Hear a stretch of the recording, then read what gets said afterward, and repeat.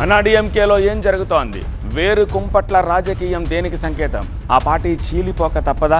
కొత్త పరిణామాలు చూద్దాం. ఈ బ్రేకింగ్లో అన్నాడీఎంకేలో చీలికలు వచ్చాయా? తమిళనాడు పరిణామాలు కీలకంగా మారాయి.